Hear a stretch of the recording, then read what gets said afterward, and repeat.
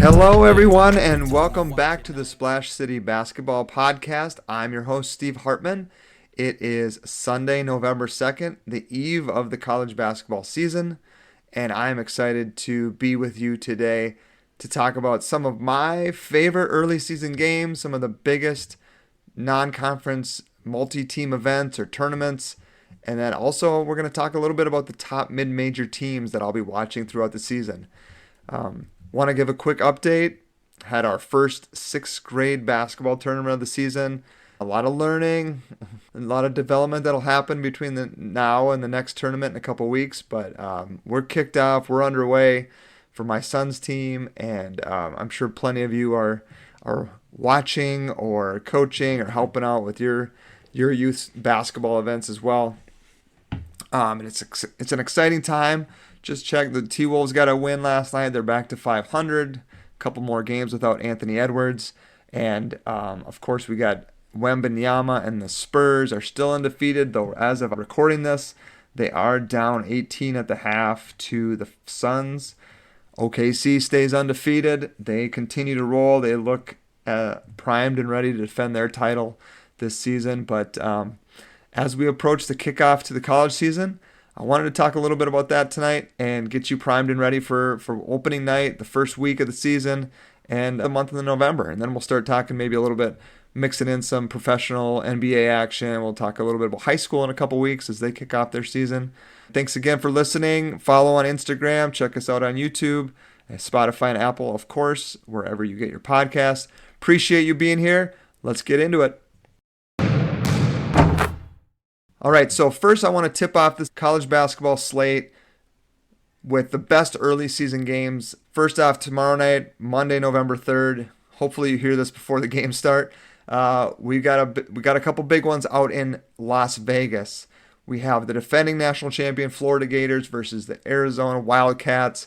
Monster game, tournament implications, kind of setting the tone for the season. I like that college basketball is starting to get into more primetime games, big-time matchups early in the season to kind of kick it off. You're going to see a couple of the best freshmen in the country, at least two of the best west of the Mississippi for sure at Arizona. And Florida returns their big front court. They're reloading their guards. It'll be interesting to see how they come out in this first game. Also in that Las Vegas event is BYU and Villanova. So if maybe you're more of an NBA fan, you get a chance to see AJ Dybantsa in his first meaningful game for BYU, and that should be a great matchup as well. Around the area, we got the Minnesota Gophers hosting Gardner-Webb at 7 o'clock tip-off. NDSU, North Dakota State, is at Oregon State at 8:30 p.m. Central. And the St. Thomas Tommies open against a really fun, this should be a really interesting game. 9 p.m. Monday night, November 3rd, at St. Mary's out in California. St. Mary's perennial tournament team. They've actually won the West Coast Conference the last couple of years outright over Gonzaga. So they are a very strong program. We'll get to see what Johnny Tower and his Tommies look like on opening night. I know some local fans already heading out there to enjoy the California sunshine and watch some Tommies basketball. So that's really exciting. Night 2, so Tuesday night, November 4th, we'll have number 1 Purdue in action, number 9 Kentucky in action, number 10 Texas Tech and Orono native Nolan Groves are playing, and then a big one, actually Texas and Duke open their season on Tuesday. So those will be fun. That's your first look at Cam Boozer at Duke, and then Wayzata native Cam Heide playing for Texas. So some fun, interesting games that opening night, and I'm looking forward to it. It should be a fun night of college basketball. I might even do some Facebook Live or maybe a YouTube Live stream or something tomorrow night. So excited to kick the season off. Now, other things as you look ahead, I always get excited for the preseason tournaments. There used to be like the preseason NIT or a Maui Invitational is in there. It's always kind of a fun. A lot of times they're around Thanksgiving, so you watch a little football, can mix in a little college basketball as well.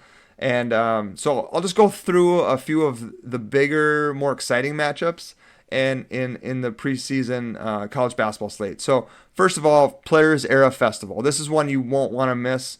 It's November 24th to 27th. It is absolutely stacked with some of the biggest names in college basketball.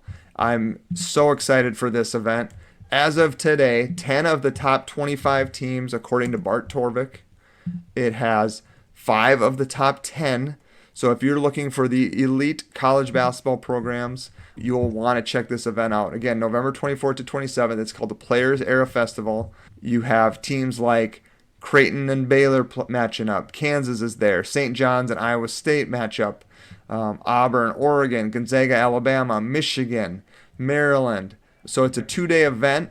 And then what they do is they pair teams up. There's kind of a championship, third place, consolation type bracket based on your performance in those 2 nights. But super fun event, big time names.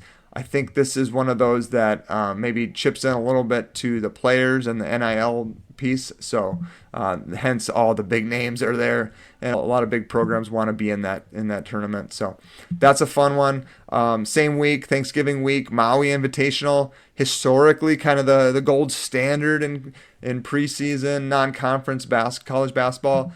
This year, I would say the field's a little bit less than stacked, and I think part of that is due to the Players Era. But you still will see some teams, some Power 5 teams, USC, NC State, Texas, Boise State, who's poised to have a good year. We'll talk more about them later. Also around Thanksgiving, you get the Battle for Atlantis. Great November getaway. Like, this is one that I've always wanted to go to. It's in the Bahamas. Obviously, super nice place to go watch some college basketball. It's going to have some of the best mid-major teams that you'll want to keep an eye on. Colorado State, VCU. I love VCU this year. That St. Mary's team I talked about playing the St. Thomas on opening night, they're there. Virginia Tech's coming into the season with high expectations. Vanderbilt.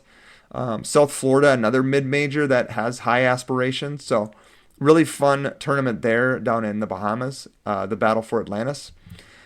And a new one that I hadn't heard of, I think it's only maybe 2 years old, but it's called the Rady Children's Invitational. It's in San Diego. Really strong field here. You got Florida, you got Wisconsin, Providence, and TCU.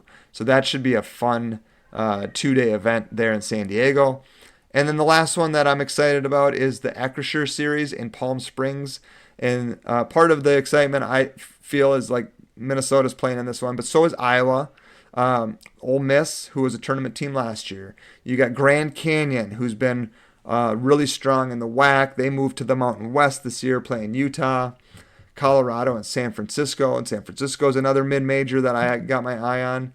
So a lot of interesting teams there in some of these preseason tournaments. And I really love that Thanksgiving week. There's a lot of other events. There's some big-time games the third week of November. But if you're looking for something on Thanksgiving, you're planning on going somewhere anyway, and you want to catch some games, Maui, Vegas, Bahamas, San Diego, Palm Springs, all great options for you.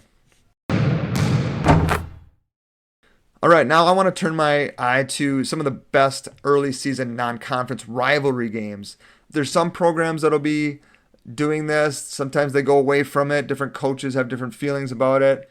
But a couple of them are coming back, and I'm really excited for them. Kentucky, not short on rivals. You either love them or hate them. Big Blue Nation, they're all over the country. One of the premier programs, very polarizing.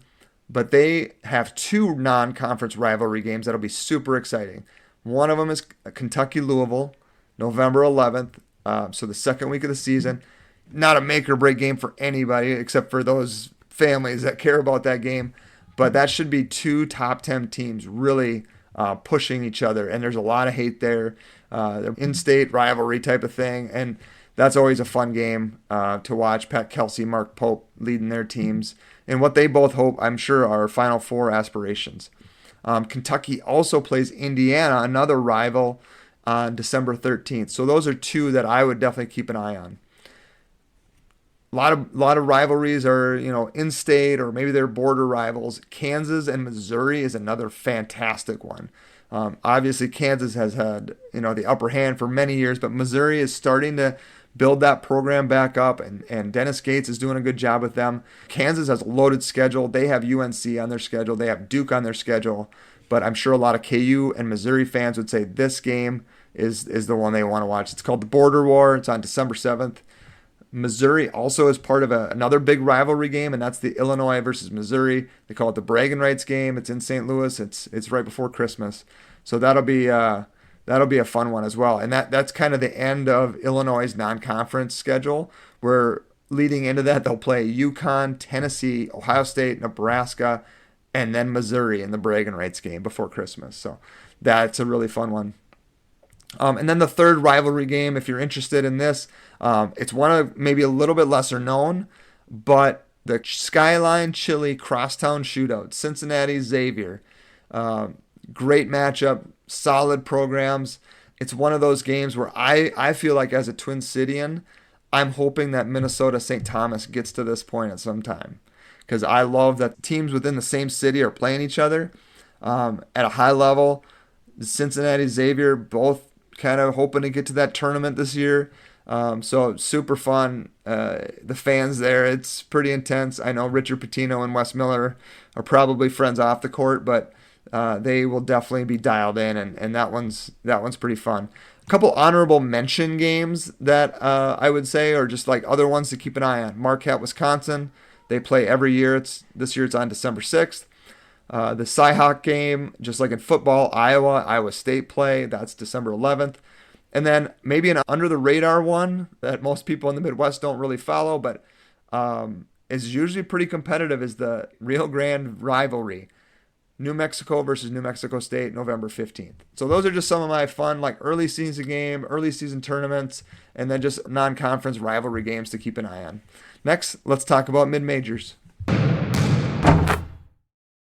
All right, I love mid-majors. I love the non-Power 5 teams. So what I mean by that, Power 5 is the ACC, the Big 10, the Big 12, the SEC, and the Big East. Those are the Big 5 in college basketball. All of the other conferences are what we'd call like a mid-major or low major. Not quite as much revenue in those conferences. The teams and brands aren't as big, but they put out some great basketball. Gonzaga is probably the most well-known mid-major you'll see. I mean, they make the tournament every year. They're making Sweet 16s all the time. They've been to the championship game. So they're hard to call a mid-major in the true sense, but they are based on conference affiliation. So let's go through my top 10 mid-major teams this season, looking ahead. Number 1, Gonzaga. Perennial powerhouse. They're going to be in the tournament most likely whether they win their league or not. And not everyone is that way. But Gonzaga's gotten to the point, Mark Few's gotten that team to the point where they schedule tough in the non-con. They're going to have maybe 2 to 4 quad 1 opportunities in their conference schedule. So they need to make hay outside of conference play. And they usually do just fine with that. So Gonzaga's number 1. Number 2 is another, I would say, mid-major power at San Diego State out of the Mountain West. They were the national runner-up in 2023. Brian Dutcher, son of former Gopher coach Jim Dutcher, has that program dialed in. They are always tough. They play great defense. They are the highest-ranked mid-major besides Gonzaga. So Gonzaga 1, San Diego State 2. Number 3, this is a team I think if you get a chance to watch under-the-radar team all season, VCU is always that team that I love watching. They've gone through a few coaches. They had Shaka Smart. They had Odom, who's now at Virginia. Their coaches move up. They do a great job. They hire great coaches. Now they have Phil Martelli Jr., Phil Martelli Sr., former St. Joe's coach, Michigan assistant. He's been around the block. His son now takes over at VCU in the Atlantic 10, and they are going to get after you. And they're always kind of one of those, like they're in that 7-10 game in March Madness. And man, it's tough to pick against VCU. I mentioned St. Mary's. They're opening up against St. Thomas out of the West Coast Conference. So we got Gonzaga, St. Mary's, 1A, 1B in that league. St. Mary's has been getting the better of them in the regular season the last couple years. And Randy Bennett has St. Mary's, like he's been there, I think, 25 years now. They play a slow pace. They take great shots. They take care of the basketball. They will be a factor for sure in March Madness. All right, someone new that has had good teams in the past, but they're feeling a little bit resurgent right now, and that's George Washington out of the A10, the Atlantic 10. George Washington is kind of a sneaky team coming up this season. Like, haven't talked about them a lot through the years, but they're definitely a team I would keep my eye on. I really like how they're coming into the season. going to have some high-powered offense, and they're going to make some noise in the Atlantic 10. So West Coast, Mountain West, Atlantic 10, those are kind of the premier mid-major leagues. The other one I would include in that is the Missouri Valley. Drake has kind of been a power in that league for a while. Northern Iowa had a run with current Colorado State coach Ali Faroukmanesh. But this year, the team I think to keep an eye on in the Missouri Valley is Illinois State. They're picked to finish 1 or 2 in the league. Drake won it last year at 31-4.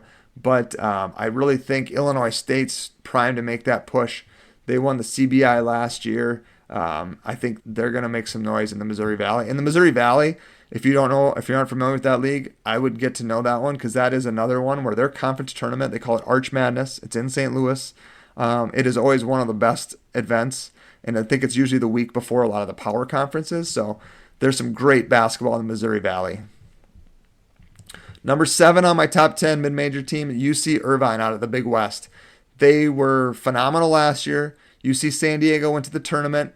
They were number 1 and number 2 in their conference, and San Diego beat them. But Irvine, I think, is ready to make the move this year, and I think they're going to come out of the Big West, so that'll be a fun team to watch. Out of the Ivy League, during the 90s, it was Princeton, the Princeton offense, and they would pull these upsets. UCLA, they knocked off. The last few years, Yale has been that team. Yale has consistently come out of the Ivy League. They've been putting some guys in professional leagues. I really like their team this year. They got some veteran leadership. They've been in the tournament. They've pulled upsets, so this isn't anything new for Yale. You just hope, if you're Yale, that you can get through the league, you can get through your conference tournament, because there will not be an opportunity for an at-large bid out of the Ivy League. The number 9, I have San Francisco, again, out of the West Coast Conference. So you got Gonzaga, you got St. Mary's. San Francisco's that third team. Can they get in the tournament? They're scheduling this year to try to get an at-large bid. They're playing a lot of tougher teams on the road, neutral sites.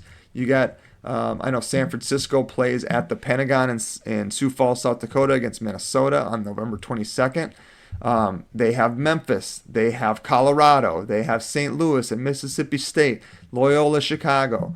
So San Francisco is primed and ready. If they can win a couple of those games and really ramp up their non-conference schedule, they have an at-large opportunity come March. And then number 10, I got South Florida out of the American Conference. Memphis has kind of run that league the last few years. Penny Hardaway's been getting the high-end recruits. He's getting the big-time players. But I think South Florida's closed the gap on them enough. That's another team that's got, they have George Washington, who I already mentioned, in the non-conference. They got VCU. They have Utah State, Alabama, Oklahoma State. So South Florida's loading up their schedule as well to try to prepare for March Madness, earn an at-large if they don't win their league. But I really like South Florida in the American. And if it's not them, it's going to be Memphis. Some other teams just to keep an eye on. I got Utah State, Boise State out of the Mountain West. Those are always fun, consistently strong teams. Liberty out of Conference USA. Loyola Chicago, St. Louis are 2 more out of the A-10 to keep an eye on. Akron out of the MAC. Northern Iowa. And McNeese State and High Point. Those are just some other names. Just if you come across them, maybe get a watch. But those are some of my mid-major favorites. Those are the teams I'll be watching this year, who I think will probably have strong seasons. And I think if you care about your bracket come March, take a look at them early in the year, get a look, see what you think, and that'll help you fill out your bracket come March. All right, last segment, I want to just talk about a few Minnesota players that are playing around college basketball on teams that I haven't yet mentioned. This is a podcast on basketball representing the state of Minnesota. We're talking everything, all conferences, all teams in the NBA, but we want to have a little bit of a local flavor. I know it's fun to follow guys that play and you watch them in high school and now they're at this college and that college, but we can lose track of them. So I just want to help the listeners out and keep track of some of these players that are out in college basketball making a name for themselves. So in the Missouri Valley, I mentioned a few teams that have Minnesota players already, but Southern Illinois is another one to keep an eye on. Prince Aligbe and his brother Rollins, they played at Minnehaha Academy. So Prince was actually at Boston College. transferred to Seton Hall last year. Now he joins his brother at Southern Illinois. And Southern Illinois is in the Missouri Valley, great league. You'll see, that's the league with Drake and Illinois State and teams like that. So just might be fun to catch the Aligbe brothers. Last year, Southern Illinois was middle of the road in the Missouri Valley. They finished 8th. They were 14-19 overall. Actually, Scott Nagy, former South Dakota State coach, when they first made the transition to D1, is actually the coach there at Southern Illinois. So another Midwest tie there for the Salukis. Northern Iowa in the Missouri Valley also has Jalen Wilson. I think he's a Benilde St. Margaret's player out of Minneapolis. Northern Iowa has a great tradition in the Missouri Valley. They finished 3rd last year. They usually pluck 1 or 2 kids out of the Twin Cities area, so this year's no different. They got Jalen Wilson. Other ones, Buffalo Bulls out of the MAC. Daniel Freitag, the kid from Breck. He was started at Bloomington Jefferson, transfers to Breck, gets recruited to go to Wisconsin. Didn't really see a lot of time there, so now he's at Buffalo, where Buffalo really struggled last year. Actually, Nate Oates, current Alabama coach, was at Buffalo and built that program up. They struggled last year. They finished 4-14 in the MAC, finished 11th. So, but Freitag was like a big time recruit. So I'm curious to see how he does there, because he hasn't really blown up as much as I think we thought. He was a pretty good athlete, and just haven't really seen much from him in the college level. So we'll see if he breaks out for Buffalo in the MAC. Nasir Whitlock out of De La Salle. He's playing for Lehigh in the Patriot League. Played a lot last year. Lehigh finished 6-12 in the Patriot, finished 8th. But Whitlock was a big time player in the state of Minnesota. He was up for Mr. Basketball, and he'll be getting key minutes for them out in the East Coast in that Patriot League. 2 players at Colorado State: John McConnon out of Eastview and Kyle Jorgensen out of Minneapolis Washburn. Colorado State, I think we've talked a lot about because of Nico Medved being at Minnesota. Colorado State, perennial team now. I think 4 of the last 5 years they've been in the NCAA tournament. They hire Alik Faroukmanesh to take over for Nico Medved. Faroukmanesh has been an assistant, so there's some continuity there. Shouldn't be much of a drop-off for Colorado State. They did lose Nate Clifford to the NBA. They lost their point guard. He would transfer down to Carolina, and then Jalen Crocker-Johnson transferred to Minnesota. So the front court with these 2 players from the Twin Cities will have to step in, but I know Colorado State won't lower their expectations this year. They're expecting to compete for the Mountain West and NCAA tournament bid. Omaha in the Summit League, it's the same league as St. Thomas and the Dakota schools. Omaha won the league last year, looking to defend that title. They went to the tournament. They played St. John's. Jashawn Glover from small town Madelia, Minnesota. Big defensive player for them. Key last year, especially on defense. He's back. They're picked to finish 2nd behind St. Thomas in the league this year. Be interesting to see how Omaha does defending their league title. And then the last team is University of Texas Arlington and Casimir Cash Chavez, who originally committed to Washington. Last year was at Arkansas. Didn't play much in either spot. Now he transfers to Arlington in the WAC. He was a pretty well-known player here in the Twin Cities in the state of Minnesota. So we'll see what he does at Arlington. I know the Gophers have played them in the past in the non-conference. They aren't this year. But they finished 7th in the WAC last year. Hopefully Chavez finds some footing there and can get his college career on track. But because he was a pretty dynamic player at the high school level. So those are some of my Minnesota players, former Minnesotans on college rosters, just to keep an eye on. We've talked about many others. Wisconsin has a lot. Minnesota has a lot. They're kind of sprinkled throughout the country. But just if you come across a game and that I remember that kid, that's the way I am. Like, look, so and so's doing this, and just check out how he's doing in that team. So it's just fun to keep an eye on where some of the kids go that we grow up watching in high school level here, and how they're doing at the college level. All right, that's the show. We talked mid-majors. We talked some notable players from the state of Minnesota at the college level. And we also talked a little bit about some of the best games to watch early in the year, the early tournaments, the Thanksgiving weeks, the opening night. So make sure you catch out that Florida or Arizona game and then BYU Villanova on opening night, Monday, November 3rd. It's probably now today when you're listening, but yeah. Anyway, check out those mid majors. I love watching mid majors. I love the tournament because of that, like the upsets. That's why we watch, right? Everyone can remember those big time upsets we had. And the more we move to these Power 5 conferences, it just worries me a little that they're going to squeeze out the mid majors. I hope that's not the case, because I think it's part of what makes college basketball unique and exciting. Different styles of play, different ways to win, different strategies, and it's just it's really exciting. Thanks for listening, and we'll be back this week to talk more NBA, probably a little college now that their games actually start, but the tip-offs are happening. Happened for the youth level, it's happening for college, it's happened for the NBA, and pretty soon we'll be talking high school hoops. So it's a great time of year, and yeah, thanks for listening. This has been the Splash City Basketball Podcast.